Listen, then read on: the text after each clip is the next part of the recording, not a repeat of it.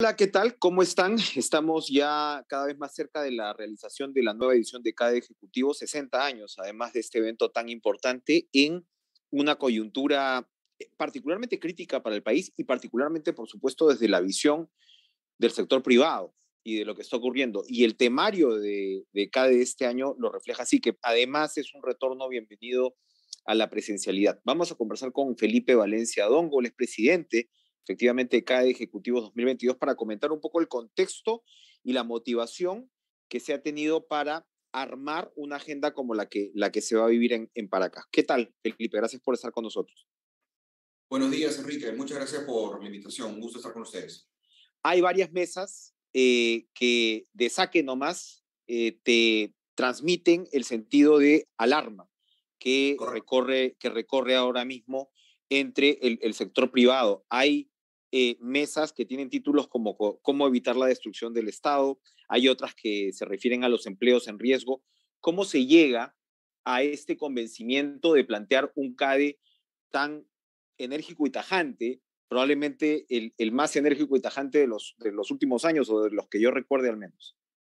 Enrique, consideramos que este CADE es particularmente relevante por tres razones. La primera, mencionaste, es la edición número 60, y esto implica que CADE ha acompañado al Perú por casi un tercio de su vida republicana, ¿no? Que es un hito relevante. Lo segundo, porque como mencionaste, volvemos a la presencialidad después de 3 años.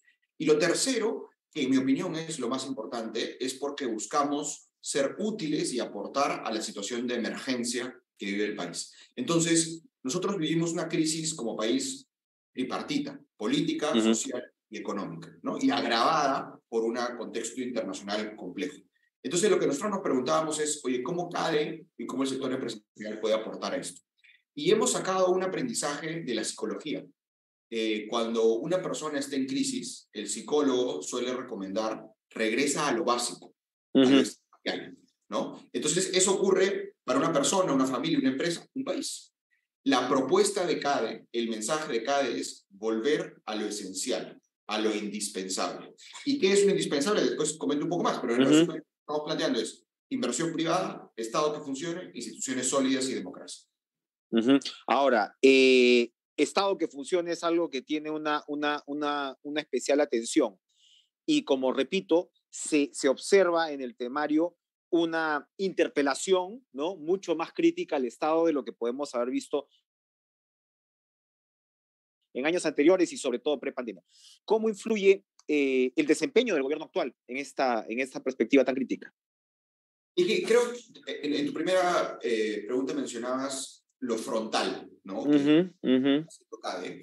Y el mensaje es que estos tres indispensables, inversión privada, Estado que funcione, instituciones sólidas y democracia, no son una aspiración de largo plazo, no son una lista de buenos deseos, no son un objetivo noble, ¿no? Nuestra percepción y nuestro convencimiento es que son irrenunciables, indispensables y urgentes, pero no para CADE, no para los empresarios, sino para el país. O sea, quien más sufre sin estos tres pilares son los ciudadanos más vulnerables, ¿no? Y adicionalmente lo que estamos diciendo, y por eso también hay un énfasis tan fuerte en el Estado, es que los tres se requieren en simultáneo. O sea, inversión privada sin un Estado que funcione, y hemos visto que no es sostenible en el tiempo. Un Estado que funcione sin inversión privada no tiene de dónde conseguir recursos, y ningún país prospera sin instituciones. Entonces, volviendo al punto que mencionabas, yo creo que todos los peruanos tenemos que ser absolutamente frontales en exigir, como tenemos en una sesión, recomponer y exigir un Estado que funcione. Porque tiene que garantizar condiciones básicas para todos los ciudadanos, ¿no? Y eso es algo que yo creo todos debemos unirnos, todos los sectores debemos unirnos a exigir inversión privada, Estado que funcione, instituciones. En esa línea, la perspectiva y por supuesto se va a ir desarrollando en el evento, está por confirmar la propia presencia del presidente de la República, pero hay dentro del ambiente en CADE, digamos, la esperanza de que un gobierno como el actual se recomponga para cumplir con lo que le toca en esas tres premisas. ¿Cabe todavía esa esperanza? Es una buena pregunta. Bueno, nosotros como CADE y como IPAE, Asociación Empresarial, hemos cursado una invitación al presidente de la República para que esté en la sesión de clausura, y lo que estamos a la expectativa es que él pueda comentar cómo desde el gobierno que él lidera, qué políticas se pueden tomar para atender estos tres puntos: inversión privada, un Estado que funcione, instituciones sólidas y democracia. Dicho eso, sí tengo que mencionar que el Estado es mucho más grande que solamente el Poder Ejecutivo y el Gobierno Nacional, ¿no? Por ejemplo, hemos invitado también a la presidenta del Poder Judicial. Está confirmada la presidenta del Poder Judicial, está confirmada también la defensora del pueblo, está confirmada la fiscal de la Nación, el ministro de Economía, ¿no? Entonces, los ciudadanos requieren un Estado que funcione, y eso implica múltiples instituciones. Y más que esperanza, yo te digo que todos los peruanos tenemos que exigir que eso ocurra, es decir, que el Estado funcione. ¿Cuál ha sido tienes estas tres líneas básicas y cómo se expresan más allá de las mesas que hemos llegado a mencionar? ¿Cómo esas líneas, esas tres vertientes se manifiestan en el programa de CADE a lo largo de los 3 días? Lo que hemos hecho es organizar el programa de CADE, que va a ocurrir el 8, 9 y 10 de noviembre, justamente en base a esas tres líneas.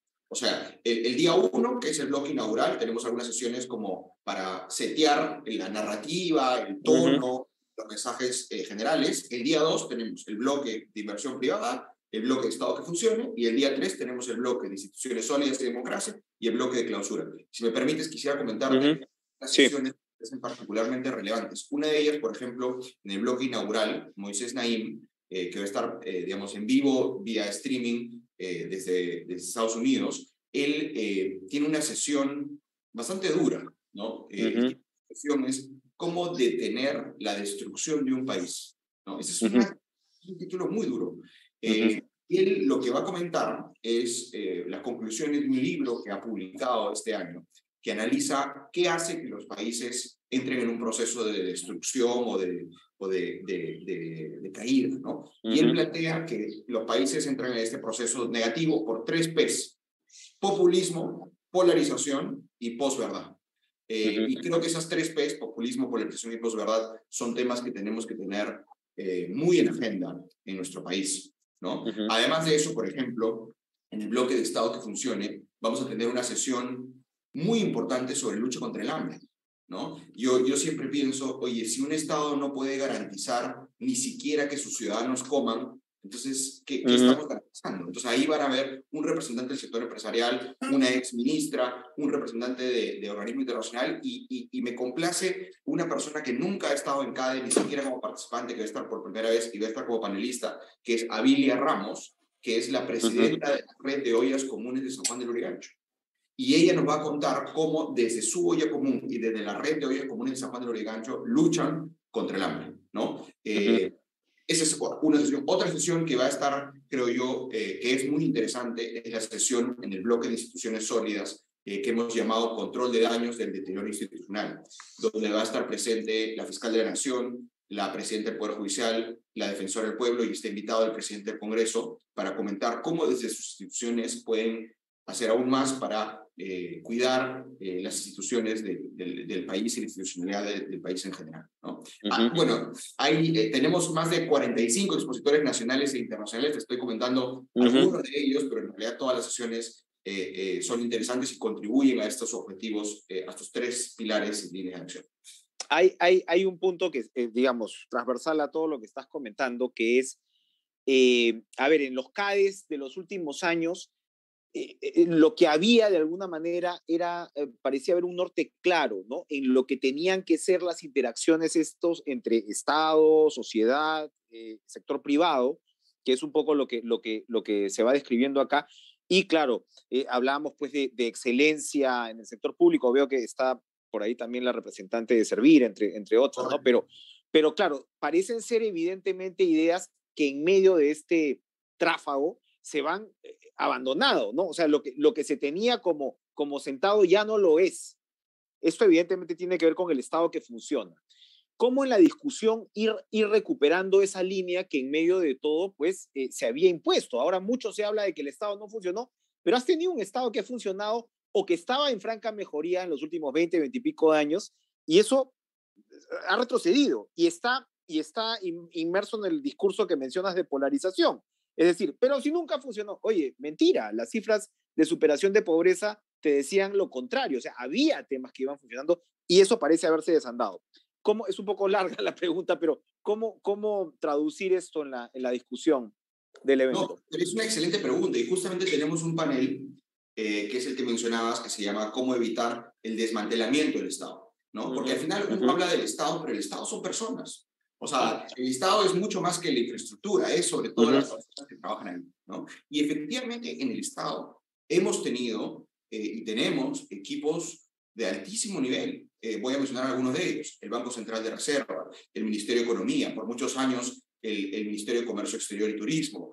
Por muchos años también el Ministerio de Educación tuvo un esfuerzo muy importante para tener equipos de alto nivel. El Ministerio de Desarrollo e Inclusión Social, ¿no? Y creo que justamente lo que también estamos buscando en el bloque Estado que funcione es cómo cuidamos que no se desmantelen esos equipos que son eficientes, que están basados en resultados, ¿no? Creo que yo, como economista que soy, creo de que las políticas públicas deben ser basadas en evidencia, ¿no? Y entonces creo que es fundamental los equipos capacitados, motivados, que puedan tener un espacio para seguir contribuyendo desde el Estado. Y por eso va a ser muy importante la presencia de la presidenta de Servir, porque como sabes, Servir es la entidad que tiene que cuidar la meritocracia y las competencias de los funcionarios públicos, ¿no? Y entonces es muy relevante.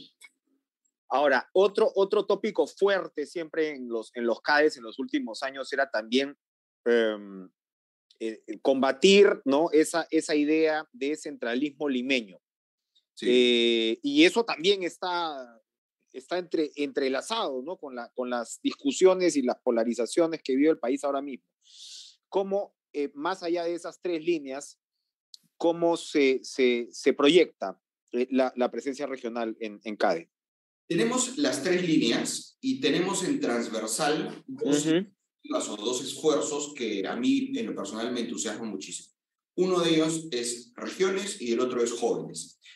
Además, yo tengo un sesgo particular porque yo soy arequipeño, entonces en la construcción de CADE sabíamos que las regiones tenían que tener una voz particularmente presente, ¿no? Entonces, por ejemplo, el 40% de los expositores somos de regiones, ¿no? O provenimos de regiones. Pero además de eso, una cosa central es que el mensaje de CADE no puede quedar entre las 900 personas que estamos presentes, ¿no? La idea es que el mensaje de CADE llegue lo más posible a distintos espacios, distintas personas, distintos líderes de opinión. Por eso este año hemos lanzado una iniciativa de crear sedes regionales. Entonces, mientras ocurre CADE, en 6 regiones, que son Arequipa, Piura, tenemos Loreto, La Libertad, tenemos Junín y tenemos Cusco, hemos hecho una alianza con las universidades locales. Ellos se van a juntar físicamente, empresarios locales, docentes, jóvenes, líderes de opinión, a ver CADE, a interactuar con CADE y además a discutir sobre las prioridades regionales, las prioridades de La Libertad, las prioridades de Cusco, las prioridades de Loreto, y luego van a compartirnos esas conclusiones y nosotros las vamos a difundir. Entonces, como te das cuenta, es una especie de evento híbrido, ¿no? Donde vamos a estar presencialmente como sede central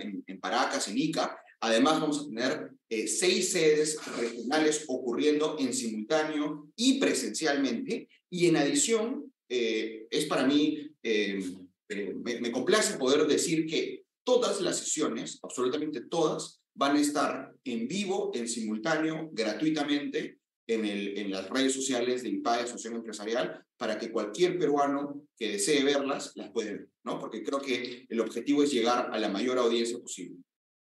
Perfecto. Y para ir terminando, el otro eje que cruza es jóvenes, y sí. Tu caso mismo debe ser el presidente más joven que cae, no sé si en toda la historia, pero en mucho tiempo. Y esto representa, claro, no sé si representa un cambio de guardia, si están leyendo, también si representa un cambio de guardia desde el sector empresarial en el Perú. Eso ya se comienza a ver. Entiendo que va a haber un buen contingente de jóvenes incluso que va a asistir invitado, pero cuando estamos hablando ya de los mandos empresariales, ¿eso ya comienza también a transmitirse?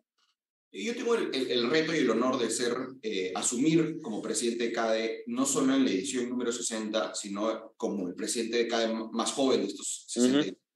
Y además en un contexto de crisis, lo cual lo hace aún más complejo, ¿no? Y parte de mi responsabilidad era abrir la puerta.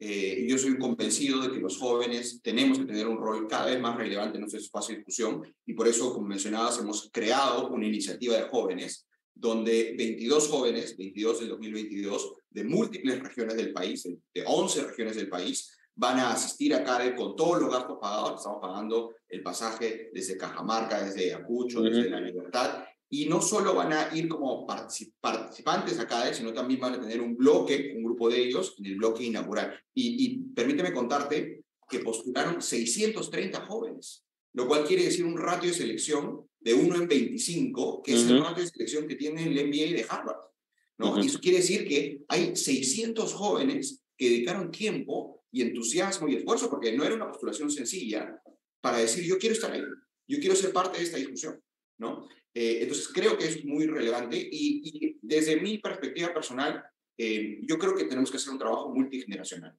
¿no? Yo no creo que es una generación que sale y otra generación que entra. Yo creo que los retos que enfrentamos como país son tan complejos que requieren el esfuerzo de todos. Yo soy un convencido de que juntos debemos multigeneracional, multisector, abordar el reto más grande que es sacar adelante el país. Perfecto. Felipe Valencia Dongo, muchas gracias por estas importantes, destacar, ¿no? Destacar los puntos importantes del CADE. Se va a tener entonces el acceso, por supuesto, va a haber un acceso por streaming en general a conferencias. ¿Hay posibilidades de inscribirse en esto?